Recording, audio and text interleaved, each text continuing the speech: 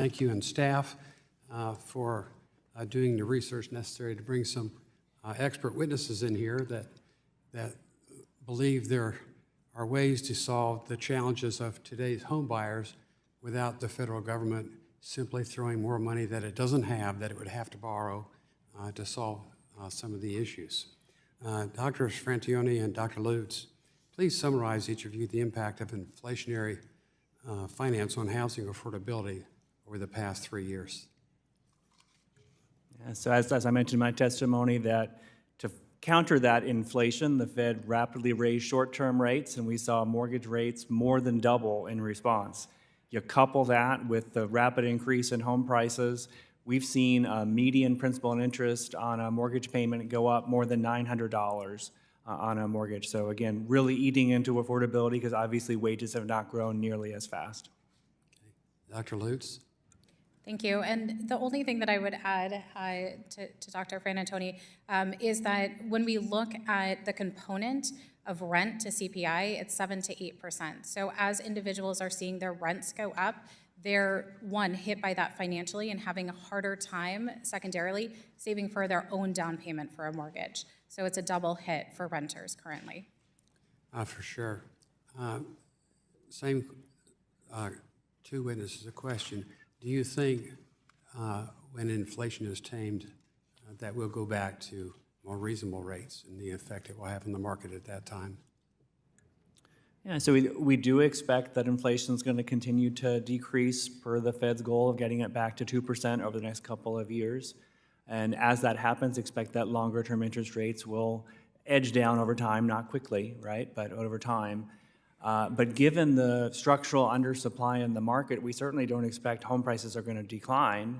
If we get some additional supply from builders, maybe the rate of home price growth will slow. But I think this level of home prices is baked in most of the country now. Dr. Lutz? Yes, still in agreement. So looking at mortgage interest rates, we do expect that hopefully in the second half of the year, we will see them come down. But unfortunately, they've been stuck in the 6% range for the last 14 weeks. So that is hitting affordability. If we look at interest rates, though, historically, we do know that we're a full percentage point under the historical norms since 1971. So we are at a lower point, but I think we also have to remember that when we think about the lock-in effect of those 2% and 3% interest rates, it's very difficult to fathom someone being able to financially move.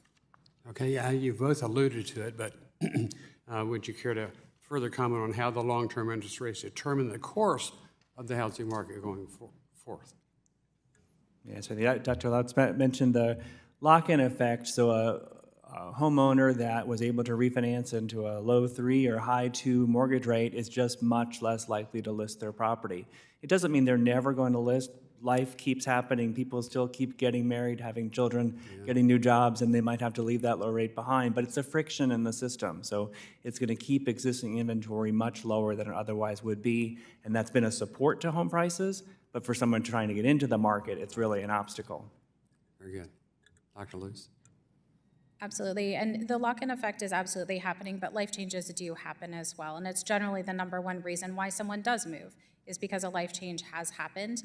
I will also say that it is likely to impact first-time homebuyers more than repeat buyers, because repeat buyers continue to gain housing equity, where first-time homebuyers do not have that housing equity to rely on.